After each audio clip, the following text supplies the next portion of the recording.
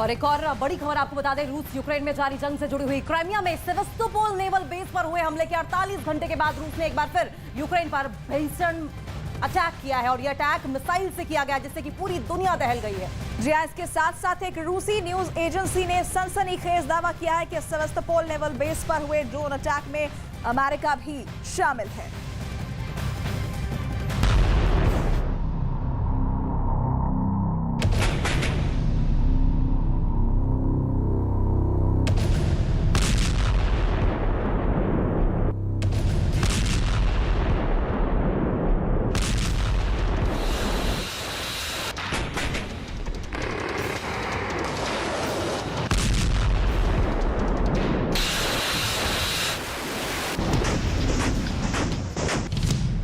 जंग के दौरान रूसी अखबार का अमेरिका पर संगीन आरोप।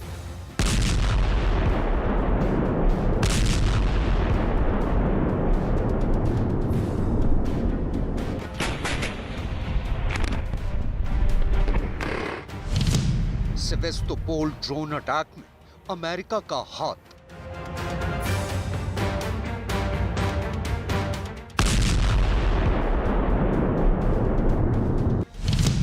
यूक्रेन जंग में अमेरिका हुआ शामिल।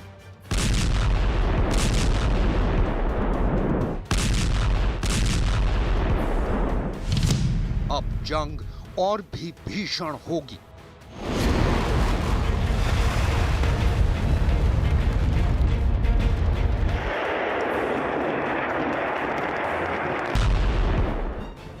रूस और यूक्रेन के बीच जारी जंग थमने के बजाय और भी तेज और भी भीषण होती जा रही है। आलम यह है कि इस जंग में कभी रूस तो कभी यूक्रेन हावी होता नजर आता है। दोनों ही देशों की सेनाएं एक दूसरे के सैन्य ठिकानों और टुकड़ियों को टारगेट कर उन पर हमले कर रही हैं। ऐसी ही एक तस्वीर 29 अक्टूबर को दुनिया के सामने आई। तस्वीर क्राइमिया में रूस के सेवास्तोपोल बंदरगाह पर यूक्रेन की सेना के ड्रोन हमले की। इस वीडियो में आप साफ देख सकते हैं कि समंदर के बीच एक जोरदार धमाका हो रहा है। दरअसल यही वो ड्रोन अटैक है जिसके बाद गुस्से में रूस ने यूक्रेन के साथ अनाज निर्यात संधि तोड़ दी है। रूस का आरोप है कि यूक्रेन ने सेवास्तोपोल में उसकी ब्लैक सी फ्लीट पर हमला करने के इरादे से कुल 16 ड्रोन भेजे थे। इनमें 9 ड्रोन और 7 अनमैन्ड मैरीटाइम व्हीकल यानी अंडर वाटर ड्रोन थे। रूस के मुताबिक उसने यूक्रेन के भेजे तमाम ड्रोन को नष्ट कर दिया था।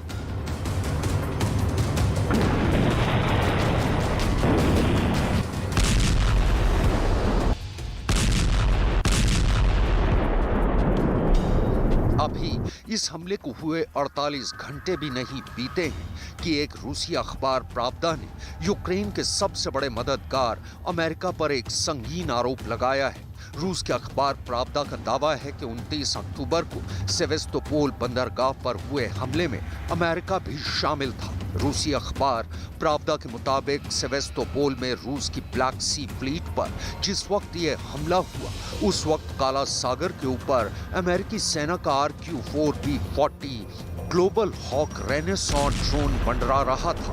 प्रावदा में छपी रिपोर्ट के मुताबिक अमेरिका ने अपने ग्लोबल हॉक ड्रोन की बदौलत सेवास्तोपोल हमले में शामिल तमाम ड्रोन को कंट्रोल किया।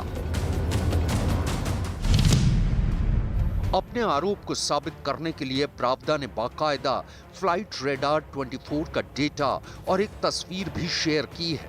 प्रावदा के आरोप के मुताबिक अमेरिकी ड्रोन का टेल नंबर 112046 था। इसका कॉल साइन फोर्टे 10 था। ये ड्रोन अमेरिका के रक्षा विभाग पेंटागन का है। इस अमेरिकी ड्रोन ने इटली के सिसिली शहर में मौजूद नेटो के कटानिया एयरबेस से उड़ान भरी थी और हमले के वक्त ये ड्रोन दूर से सेवास्तोपोल बे की निगरानी कर रहा था।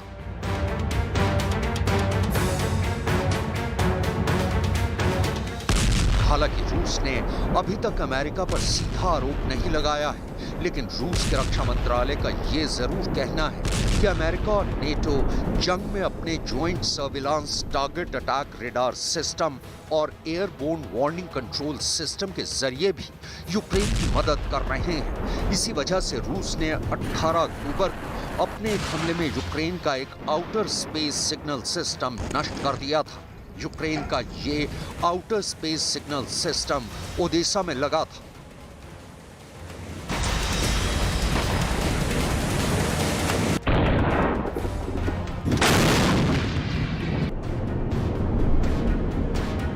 फिलहाल तो अमेरिका पर यह आरोप रूस के एक बड़े अखबार और न्यूज एजेंसी ने लगाया है, लेकिन अगर यह आरोप सच निकला तो इसका सीधा सा मतलब ये निकलता है कि जंग में अमेरिका भी शामिल हो चुका है। यानी अब ये जंग रूस और अमेरिका में लड़ी जाएगी और अगर ऐसा हुआ तो यूक्रेन जंग को वर्ल्ड वॉर 3 में बदलते जरा भी देर नहीं लगेगी।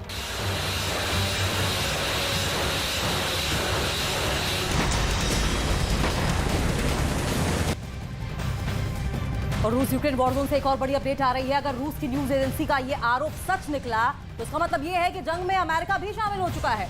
और अगर ऐसा होता है तो यूक्रेन जंग को वर्ल्ड वॉर 3 में बदलने में जरा भी देर नहीं लगने वाली है और इसका खामियाजा कई देशों को एक साथ उठाना पड़ सकता है।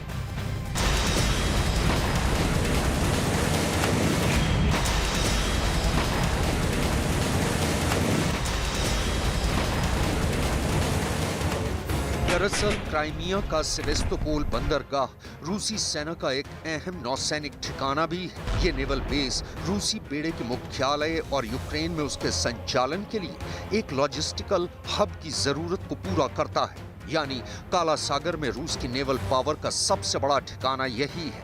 रूस के कब्जे वाले क्राइमिया के सेवेस्तोपोल को हालिया दिनों में कई बार निशाना बनाया गया है। सेवेस्तोपोल पर हुए ड्रोन अटैक के लिए रूस ब्रिटेन को जिम्मेदार मानता है।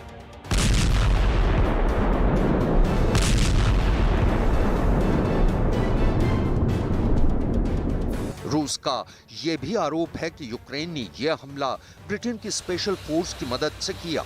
इस हमले के लिए उन्हें यूक्रेन के माइकोलाइव इलाके में ट्रेनिंग दी गई थी। अगस्त में भी सेवेस्तोपोल में रूस के नेवल हेडक्वार्टर को 2 बार टारगेट किया गया था। इसके अलावा रूस ने यूक्रेन पर यह भी आरोप लगाया है कि नॉर्ड स्ट्रीम 1 और 2 पाइपलाइन में हुए विस्फोट के लिए भी यूक्रेन ही जिम्मेदार है और नॉर्ड स्ट्रीम पाइपलाइन पर हमले में भी ब्रिटेन की नौसेना की स्पेशल फोर्स ने यूक्रेन की मदद की थी।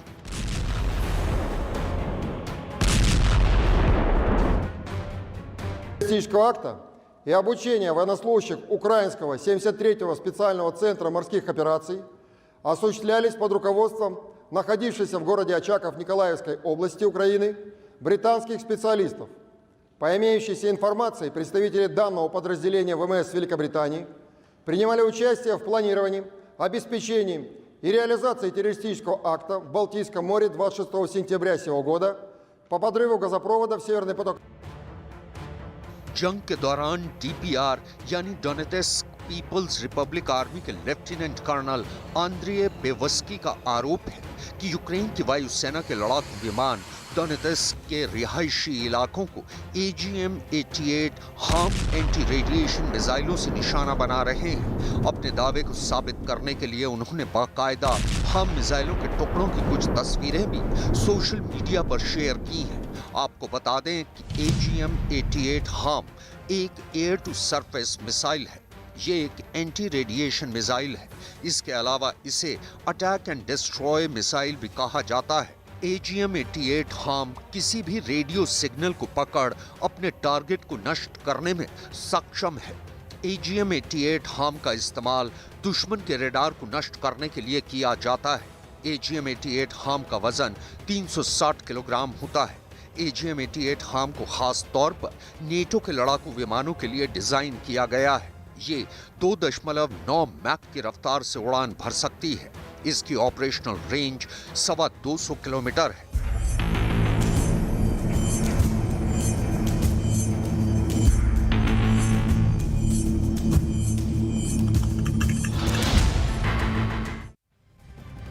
और बेहद अहम और बड़ी खबर, सेवेस्तोपोल नेवल बेस पर हुए ड्रोन अटैक के बाद अब रूस ने कीव, खार्किव और यूक्रेन के दूसरे कई शहरों पर ताबड़तोड़ हमले शुरू कर दिए हैं। जी हाँ, रूस और यूक्रेन के बीच जारी जंग को शुरू हुए करीब 250 दिन पूरे हो चुके हैं और जैसे जैसे ये जंग आगे बढ़ रही है, इसकी तबाही का दायरा भी आगे बढ़ता जा रहा है।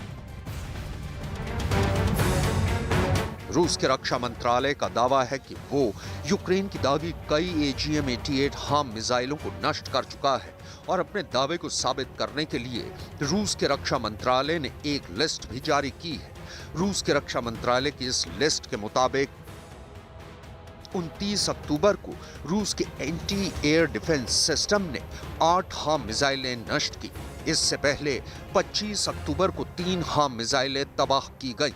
23 अक्टूबर को 1, 22 अक्टूबर को 3 और 21 अक्टूबर को 2 हार्म मिसाइलें नष्ट की। रूस का दावा है कि यूक्रेन खेरसॉन में भी AGM-88 हार्म मिसाइलों के हमले कर रहा है, लेकिन इनमें से ज्यादातर मिसाइलों को उसके एयर डिफेंस सिस्टम तबाह कर चुके हैं।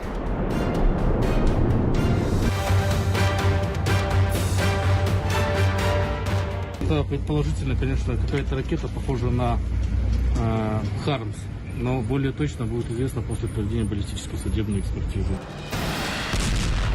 रूस ने सेवेस्तोपोल नेवल बेस पर हुए ड्रोन अटैक का बदला लेने के लिए 31 अक्टूबर को कीव, खार्किव और यूक्रेन के दूसरे अहम शहरों के महत्वपूर्ण बुनियादी ढांचों को निशाना बनाकर उन पर ताबड़तोड़ मिसाइल हमले किए।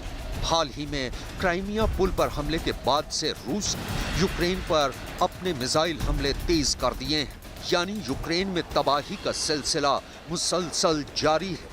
रूस और यूक्रेन के बीच जारी जंग को शुरू हुए 250 दिन पूरे हो चुके हैं और जैसे जैसे ये जंग आगे बढ़ रही है, इसकी तबाही का दायरा भी बढ़ता जा रहा है। जंग के मैदान से तबाही के नए वीडियो सामने आ रहे हैं।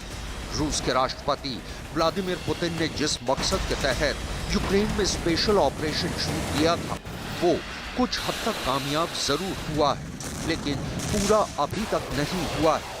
और इस हकीकत से तो राष्ट्रपति पुतिन भी अच्छी तरह से वाकिफ है कि जब तक वो कीव को फतह नहीं कर लेते, उनका मकसद पूरा नहीं होगा। लेकिन जिस तरह ये जंग लंबी खिंचती जा रही है, उसे देखकर तो लगता है कि राष्ट्रपति पुतिन का ये ख्वाब शायद कभी पूरा नहीं हो पाएगा।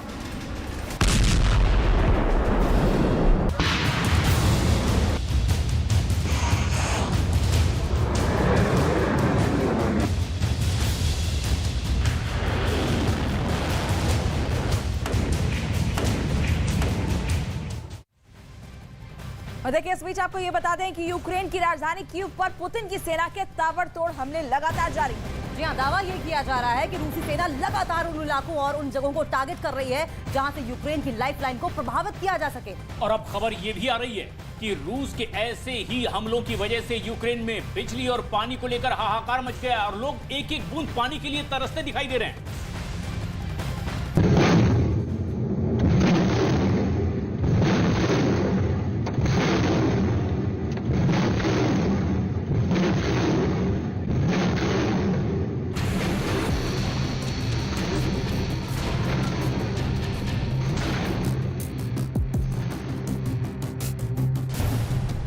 पुतिन के टारगेट पर यूक्रेन की लाइफलाइन।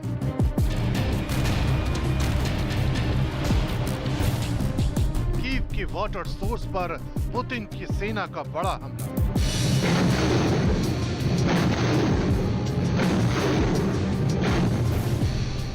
अस्सी फीसदी परिवारों तक पानी की सप्लाई ठप।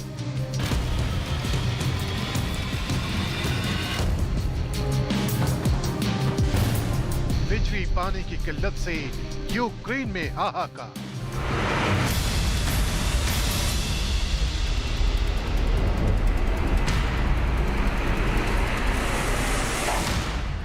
यूक्रेन की कमर तोड़ने के लिए पुतिन की सेना किसी भी हद तक जाने को तैयार है।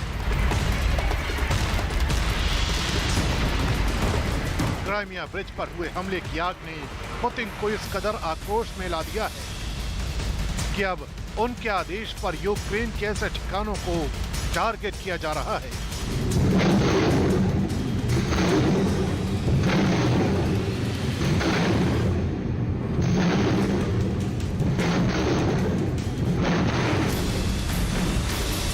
जिनका सीधा ताल्लुक जनता की बुनियादी जरूरतों से होता है। ईरान से मिले ड्रोन की बदौलत पुतिन का मकसद और भी आसान हो चुका है। हमले ऐसे ठिकानों पर निशाना साध कर हो रहे हैं जहां से बिजली और पानी की सप्लाई होती है। दावा किया जा रहा है कि दिल दहला देने वाले ऐसे ही धमाकों में कीव को भारी नुकसान पहुंचा है। कीव में ये हमले उन ठिकानों पर किए गए हैं जहां से पीने का पानी लोगों के घरों तक जाता है। इन्हीं हमलों की वजह से कीव में हाहाकार मचा हुआ है। के विदेश मंत्री दिमित्रो कुलेबा के मुताबिक जंग के दौरान रूस द्वारा आम नागरिकों को निशाना बनाकर ऐसे मिसाइल हमले करने का कोई औचित्य नहीं है। इन हमलों को प्रतिक्रिया कहकर उचित न ठहराएं। रूस ऐसा इसलिए करता है क्योंकि उसके पास अभी भी मिसाइलें हैं और वो यूक्रेन के लोगों को मारने की इच्छा शक्ति रखता है। यानी रूस युद्ध के नियमों के खिलाफ जाकर हर उस जगह को टारगेट कर रहा है जिससे यूक्रेन को घुटनों के बल लाया जा सके। लेकिन रूस के एक एक हमले का जवाब यूक्रेन की सेना की तरफ से भी दिया जा रहा है और यूक्रेन के इसी पलटवार को पुतिन अपनी साख के लिए चुनौती मान रहे हैं। यही वजह है कि दुश्मनों के लिए पुतिन की सेना को नो मर्सी का ऑर्डर जारी किया जा चुका है।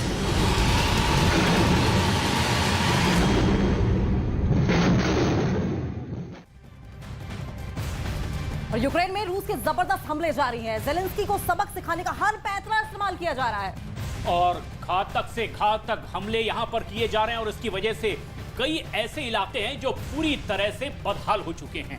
और तस्वीरों के जरिए भी हम अपने दर्शकों को समझाते हैं कि किस तरह के हालात बन चुके हैं। तकरीबन 80% घरों के अंदर कीव में अब पानी की किल्लत होने लगी है, यानी लोग एक एक बूंद पानी के लिए इस इलाके में तरसते दिखाई दे रहे हैं। और देखिए 3,50,000 घर ऐसे भी हैं जहां पर बिजली की जो सप्लाई है वो प्रभावित हुई है और पानी खरीदने की मजबूरी है, बिजली नहीं है। अब सोचिए लोग कैसे वहां पर जी रहे होंगे, क्योंकि कोशिश यही है कि लोगों का मनोबल तोड़ दिया जाए और इसलिए बिजली और पानी की सप्लाई को यहाँ पर नुकसान पहुंचाया गया। और मनोबल के अलावा एक जो बहुत इंपॉर्टेंट स्ट्रेटेजी पुतिन और रशिया की है वो ये कि हुक्का पानी बंद कर दो, अपने आप यूक्रेन धराशायी हो जाएगा। लेकिन जिस तरीके से ये राजधानी कीव की हम बात कर रहे हैं, 80% पानी की किल्लत है। असर ये देखने को मिल रहा है कि पानी को जमा करने के रखने की चुनौती हो रही है और क्योंकि सर्दियां बढ़ रही हैं, ऐसे में अंदाजा लगाइए कि अगर पानी पिघलेगा नहीं तो उसे पिया कैसे जाएगा। बर्फ तो पी जा नहीं सकती और घरों को गर्म रखने में परेशानी होगी क्योंकि -20 डिग्री तक टेम्परेचर वहां पर चला जाता है। ऐसे में घरों को गर्म रखने के लिए वहां की जो वॉल्स हैं, घरों की जो वॉल्स है, वहां पर गर्म पानी दौड़ाया जाता है और जिसके लिए बिजली की जरूरत पड़ती है, जो कि 30% तक राजधानी कीव में ठप हो चुकी है। और बिजली आपूर्ति ठप होने से 3.5 लाख से ज्यादा घर कीव में प्रभावित हैं। लेकिन जो सबसे खास बात है वो ये कि वहां के खुद मेयर ने ये माना है कि लगातार यहां पर अब लोगों की दिक्कत हो रही है और खास तौर पर यह दिक्कत बढ़ रही है बच्चों की, बुजुर्गों की, खास तौर पर उन मरीजों की भी दिक्कत यहाँ लगातार बढ़ती जा रही है जिनका उपचार चल रहा है। बिल्कुल। और देखिए दावा ये भी किया जा रहा है कि जो ये हालात हैं वो सुधार लिए जाएंगे, लेकिन इस बीच बीमार जो लोग हैं उनकी दुश्वारियां बढ़ रही हैं, उनकी दिक्कतें बढ़ती जा रही है। बुजुर्गों की दिक्कत जिस तरीके से प्रशांत ने बताया, बच्चों की दिक्कत बढ़ती जा रही है क्योंकि पीने का पानी सोचिए जो कि बिल्कुल जो मूलभूत जरूरतें हैं वो तक पूरी नहीं हो पा रही। ऐसे में वहां के लोगों पर इस तरह इस वक्त क्या बीत रही होगी।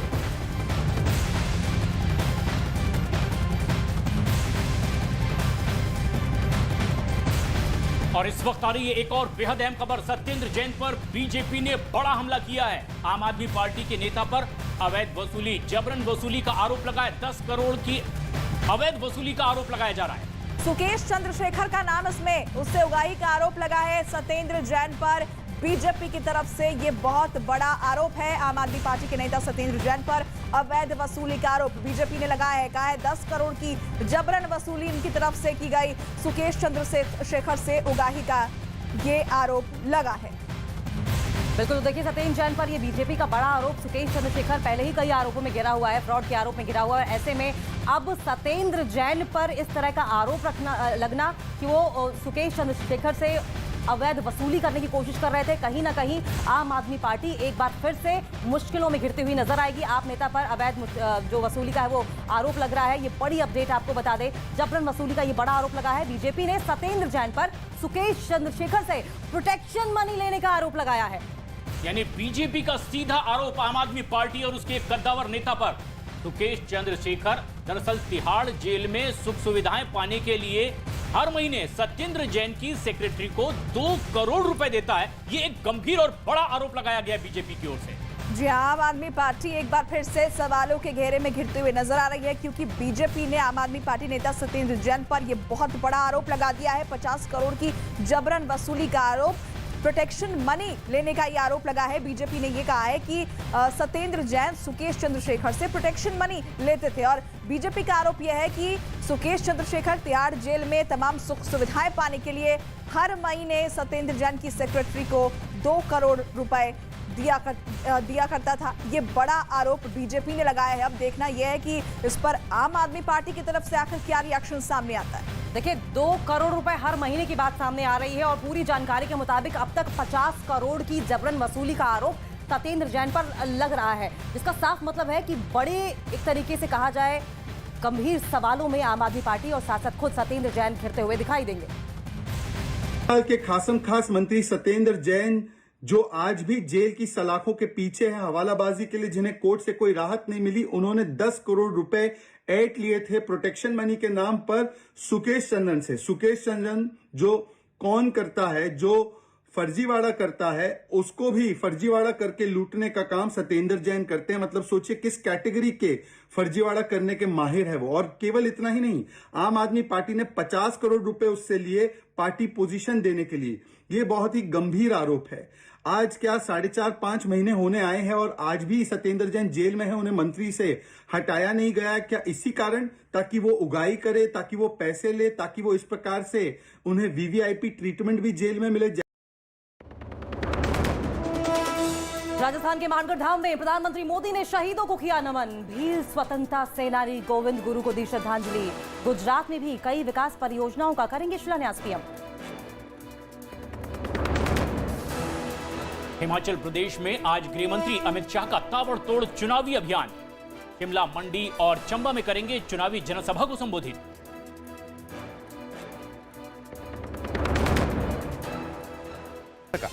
लेकिन खुद रूस ने माना कि उसके जहाज को जबरदस्त चोट पहुंची। और तो और क्राइमिया में रूस के किसी एक आध जहाज पर ही वार नहीं हुआ, बल्कि बताया गया कि रूस के 3 जहाजों को निशाना बनाया गया। सेवेस्तोपोल में एक धमाका तो ऐसा देखने को मिला कि उसकी जबरदस्त रोशनी ने आंखें ही चौंधिया दी। सेवेस्तोपोल क्राइमिया का सबसे बड़ा शहर है और रूस ने 2014 में यूक्रेन से क्राइमिया को हथिया लिया था। सेवेस्तोपोल रूस के लिए क्राइमिया को अपने कब्जे में रखने की चाबी है, क्योंकि वहीं रूस की नौसेना की ब्लैक सी फ्लीट यानी काला सागर में ऑपरेशन करने वाले उसके जंगी जहाजों के बेड़े का हेडक्वार्टर्स है। ऐसे में खुद पर होते इतने बड़े वार पर रूस हाथ पर हाथ धरकर तो बैठा रहता नहीं, इसलिए उसने भी जवाबी हमला किया, जिसके सामने आए वीडियो में हवा में मंडराते रूस के एक अटैक हेलीकॉप्टर ने पानी में छिपे यूक्रेन के ड्रोन को मार गिराया। शांत पानी में अचानक ड्रोन फटा और समंदर में शोले भड़क गए। यानी रूस का कहना है कि उसने यूक्रेन को मुंह तोड़ जवाब दिया, लेकिन इसके साथ ही उसका यह भी मानना है कि जेलेंस्की के लिए क्राइमिया में रूस का मुकाबला करना मुमकिन नहीं। पुतिन को इसके पीछे अपने 2 कट्टर दुश्मनों का हाथ दिख रहा है और वो 2 दुश्मन अमेरिका और ब्रिटेन है, जिन पर रूस ने क्राइमिया पर इन ताजा हमलों को करने के लिए यूक्रेन का साथ देने का दावा किया। रूस ने कहा कि ब्रिटेन के विशेषज्ञों ने यूक्रेन की पूरी मदद की, यहां तक कि उसे ड्रोन स्ट्राइक की ट्रेनिंग तक दी। रूस के दावों के पहाड़ यहीं खत्म नहीं हुए, बल्कि उसने अपने जंगी जहाजों पर हुए हमलों के लिए अमेरिका तक को कसूरवार ठहराया। रूस ने दावा किया कि क्राइमिया पर हमले को मॉनिटर करने के लिए अमेरिका का ग्लोबल हॉक एयरक्राफ्ट इटली से काला सागर की तरफ उड़ा था, जिसकी वजह से यूक्रेन ने रूस के माकारोव जंगी जहाज को नुकसान पहुंचा दिया। साफ है, मॉस्को जहाज के डूबने के बाद माकारोव की बलि पुतिन को बिल्कुल गवारा नहीं, इसलिए इस हमले ने उन्हें आग बबूला कर दिया। उस हमले का बदला लेने के लिए अब रूस ने पूरी दुनिया को भूख से तड़पा कर मारने की कसम खा ली है। क्योंकि क्राइमिया में हुए हमलों का बदला लेने के लिए रूस ने यूक्रेन के साथ हुई अनाज डील से निकलने का ऐलान कर दिया। रूस ने आरोप लगाया कि क्राइमिया में उसके जिन जहाजों को निशाना बनाया गया वो काला सागर में अनाज के एक्सपोर्ट के काम में ही लगे थे। यूक्रेन दुनिया में अनाज का 4था बड़ा एक्सपोर्टर है, लेकिन उस पर हमला करने के बाद रूस के जंगी जहाजों ने काला सागर को घेर लिया था। रूस यूक्रेन के बंदरगाहों से उसका अनाज एक्सपोर्ट ही नहीं होने दे रहा था।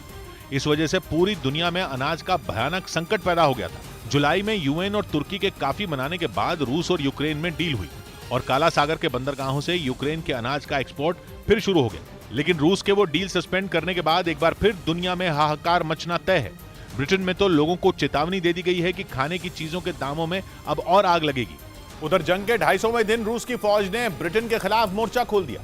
रूस का दावा है कि नॉर्थ स्ट्रीम 2 पाइपलाइन पर हमले की योजना ब्रिटेन की सेना ने बनाई थी। यहां तक कि काला सागर में रूस के जहाजों पर हुए हमले के पीछे भी ब्रिटेन की सेना है। और रूस का आरोप है कि ब्रिटेन की सेना के बड़े अधिकारी यूक्रेन की जंग में शामिल हैं। वो यूक्रेन की फौज को लगातार ट्रेनिंग भी दे रहे हैं और बड़े हमलों की प्लानिंग में भी मदद कर रहे हैं। सबसे चौंकाने वाला आरोप नॉर्थ स्ट्रीम पाइपलाइन पर हुए हमले से जुड़ा है। नॉर्थ स्ट्रीम 1 और नॉर्थ स्ट्रीम 2 पर हुए हमलों को 1 महीने से भी ज्यादा बीत चुका है। अब अचानक रूस को लगने लगा है कि पाइपलाइन पर हुए धमाकों के पीछे ब्रिटेन की फौज का हाथ है। रूस की फौज के अधिकारियों ने दावा किया कि पाइपलाइन पर धमाका करने के लिए ब्रिटेन की फौज ने ही आतंकी भेजे थे। इन धमाकों की जांच में रूस शामिल नहीं है।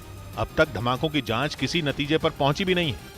लेकिन ब्रिटेन पर रूस के आरोपों से साफ है कि पुतिन के निशाने पर अब ब्रिटेन आ चुका है।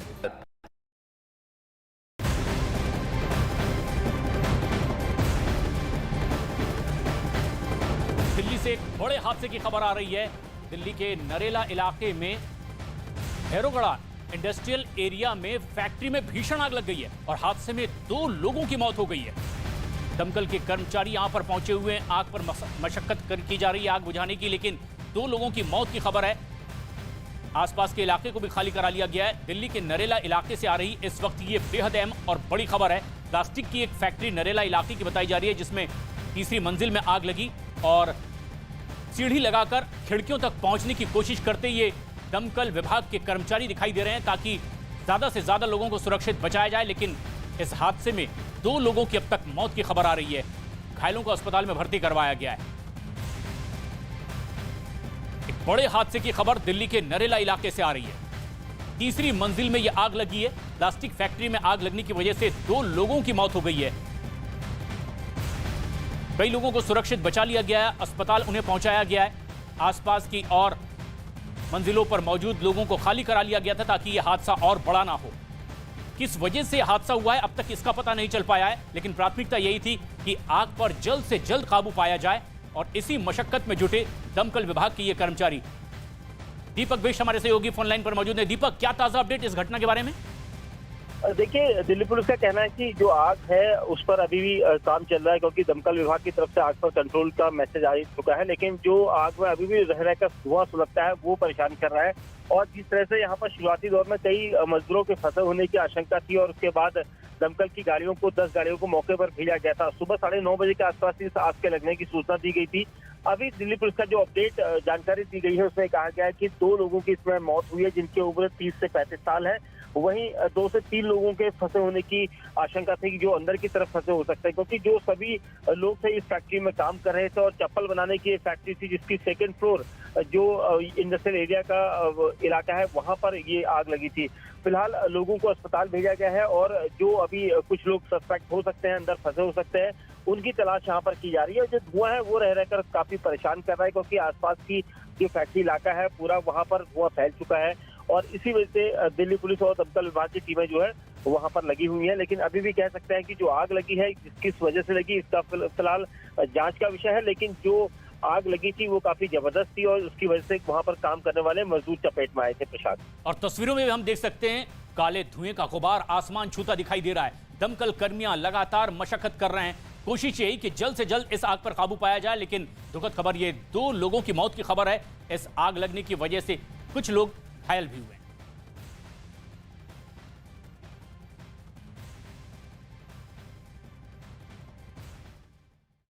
क्या हश्र हुआ था ये 6 महीने पहले पूरी दुनिया ने देखा था और अब एडमिरल माकारोव की बलि लेने के लिए ड्रोन आगे बढ़ रहा था। लेकिन तभी सीन में एक हेलीकॉप्टर की एंट्री हो गई और ड्रोन पर धड़ाधड़ गोलियां बरसनी शुरू हो गई। मतलब बिल्कुल किसी एक्शन फिल्म का सीन। बिजली की रफ्तार से चली गोलियां जैसे ही पानी पर पड़ी